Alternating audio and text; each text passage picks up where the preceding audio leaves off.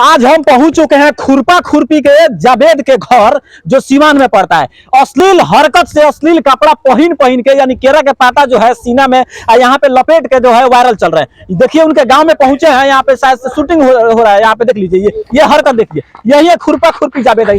देखिए दिखाइए camera man जो दिखाई ठीक है। ये कौन ड्रेस है? ये कौन ड्रेस है? रील बना लीजिए। हम रील बना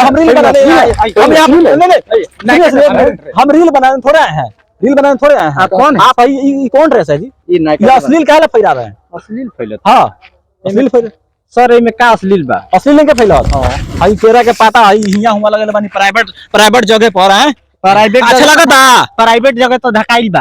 ढकाइल बा? हां कौन हम लड़की थोड़ी ना हई। हां हम तो लड़की ना हई तो लड़की जैसन तो रोल करत न बानी। हई लड़की वाला लोग के ड्रेस ना ह। हां ई हमनी के ड्रेस ह। ये हमने ई कौन ड्रेस है? ई हमनी के कंपनी में बनेला। कंपनी के कहां बनेला ई सब ड्रेस? ऑनलाइन चाहे तो पता करी। हां आई माने ई तो बहुत बेकार ड्रेस बा, बहुत धजिया एकदम कबाड़ ड्रेस। ए सर रोवे खलिया के हमरा सच नाची ना रोवे वायरल आइल बानी। थोड़े हम बात पूछल बानी कि काहेला ई सब पहनत रह, ई सब काहेला अश्लील फैलावत रह? महाराज रोवे के होई पूछतानी हम के हई? हां हमनी रिपोर्टर हई सर। अच्छा रिपोर्टर साहब हई? हां रिपोर्टर साहब। ए सर रोवे हई?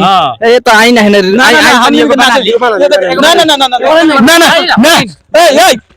का देखिए जी वीडियो बंद कीजिए वीडियो।